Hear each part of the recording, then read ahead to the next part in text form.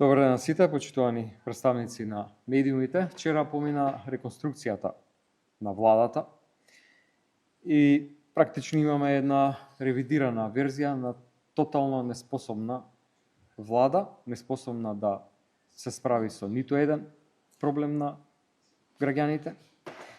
И исто како што и оваа влада до вчера функционираше, исто ќе биде и сега. Од оваа влада граѓаните може да очекуваат само една нова нула. Ниту план, ниту визија, ниту стратегија како ги решат секојдневните, се поголеми проблеми на граѓаните и на државата. Стагнира економијата, опаѓа животниот стандард, цените растат, сега имаме ново покачување на цените на горивата. Ова ќе донесе дополнително активирање на спиралата на поскапување на секаде.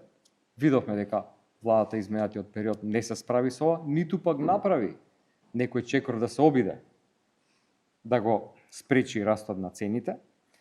Европскиот пат е блокиран, очигледно многу добро смислено, многу одавна, не сега. Едноставно немаат одговор на ниту едно суштинско прашање. И кога се нема резултати, кога нема решенија, Мицкоски ги навредува и им се заканува на пратениците во собранието. Вчера направи хаос за да ја прикрие собствената неспособност, тоа што владата нема апсолутно никакви резултати во ниту еден сегмент на функционирањето и се обидува да создаде алиби за предвремени избори, бидејќи рече дека ги нема, сега очено му треба алиби. Ова не е ново однесување, негово нов трг на однесување. Граѓаните ги нарекуваат талок на општеството, глодари, медиокритети, мекотели, секакви погорни зборови избираше во изминатиот период, а сега почна да ги навредува и пратениците во собранието. При тоа, навредите многу повеќе кажуваат за него, отколку што кажуваат за било што друго. Тоа ли е професор универзитетски? Тоа ли е премиер, председател на влада? Ова е срам и за функцијата која што ја извршува, и за универзитетите, и за собранието, и за владата, и за државата. Каква порака им испраќа премиерот на младите? На студентите? Каква порака им испраќа на граѓаните на Македонија? При тоа, ова не го гледа само Македонија и граѓаните тука, ова го гледа цела Европа. Вакво однесување од еден председател на влада до сега не е видено. Ниту кај нас, ниту пак сега има.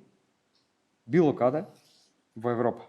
Ваков потценувачки однос кон граѓаните, кон пратениците во собранието, нема никаде во Европа. Спуштањето на политичката комуникација на ова ниво не може да се оправда со ништо, најмалку со нервозата што произлегува од падот на довербата кај граѓаните и од личниот рейтинг, кој самиот премиер го урна со секојдневните лаги и неисполнетите ветувања изминатиот период. И ке беше културно и достоинствено ако се извинеше. Но тој само создаде привид, се извини во празна сала, кога опозицијските пратеници ја напуштија салата, само тоа, туку така да направи еден политички театар. Едно срамежливо, изнудено извинете. Меѓутоа, тоа не може да ги избрише навредите и неговиот начин на однесување. Вистинското извинување подразбира признавање на грешката, менување на начинот на однесување и санкции за Иван Стојковиќ, кој што истото го направи во собраниската сала. Граѓаните заслужуваат почит, достоинство, заслужуваат премиер кој што обединува, а не човек кој што ги дели и ги навредува. Ке повторам тоа што го кажа вчера, никој не му се плаши на Христијан Мицкоски. Овој начин на однесување е само одраз на неговата слабост и неспособност. И уште една работа би сакал на крајот на пресконференцијата да потенцирам.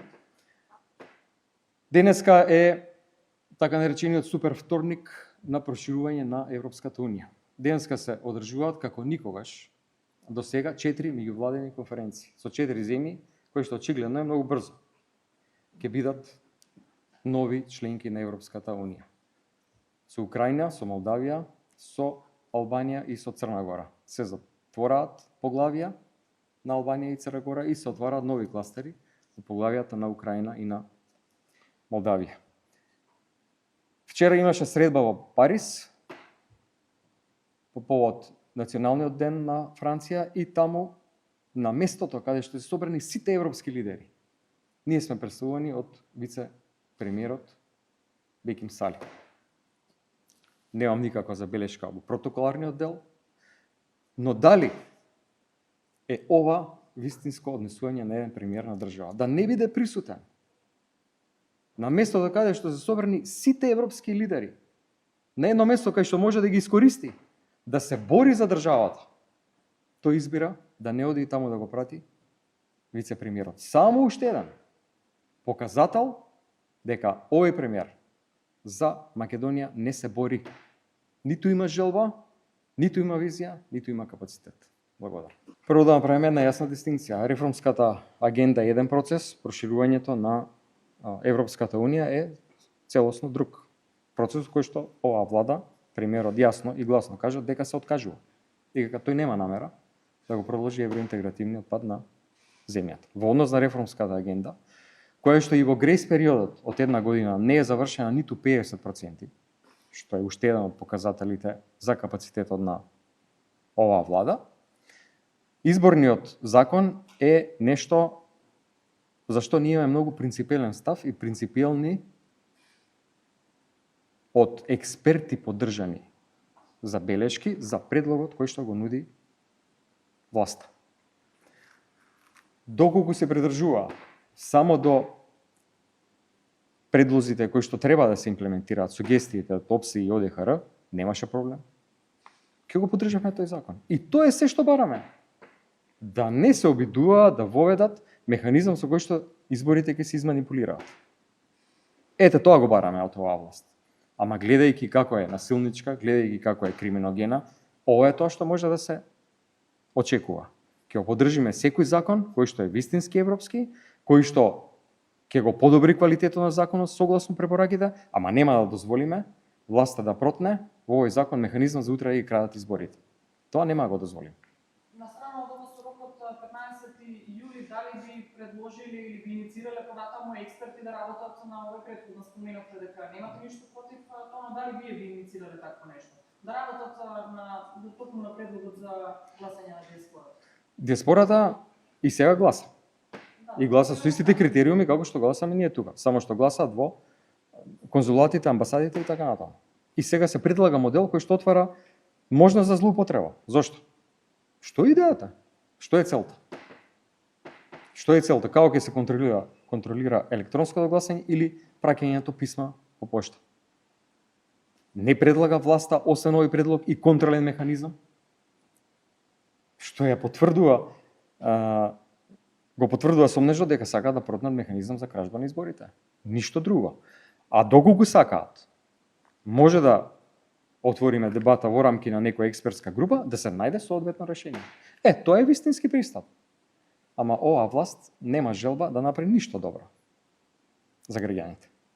Академици од медици изразија сомнеж дека условно кажано големите партии се во договор да не помине моделот со една изборна единица, па токму поради сето тоа се случува сите овие работи да не бидат со изборни закони. Што ќе му одговори?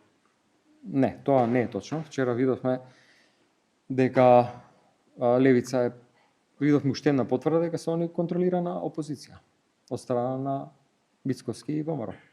Предлагаат обединување на ставот на опозицијата. Како е тоа обединување на ставот на опозицијата околу изборен закон? Кои се тие да иницираат нешто по наредба на Мицкоски? Нашите ставови се јасни. Ние немаме проблем со една изборна единица. Ниту пак имаме проблем со и го поддржуваме делот да се зголемат финансиите за помалите партии на сметка на наше намалување на финансиите кои што ги добиваме од државата. Немаме проблем. И го поддржуваме тоа. Не може да има член кој што дозволува поинаков начин на гласање на диаспората, кој што отвара сомна за изборна кражба. Тоа нека го тргнат и нашите две забелешки да се дискутира и да биде на располагање на Државната изборна комисија целокупниот изборен материјал, не само приговорите кои што се влезени во записниците, затоа што им се скратува можноста да анализираат евентуални некои малформации во процесот на гласање, јасно да биде обележено дека се гласа со заокружување на бројот пред името, односно партијата, и тоа се нашите барања, и да се имплементираат сите препораки од ОПСИ и ОДХР. Има ли нешто по-коректно од ова? Прашањето е зошто Христијан Мицкоски инсистира да се смени начинот на гласање на диаспората. Тоа е суштинското прашање. На сметка на се ова друго.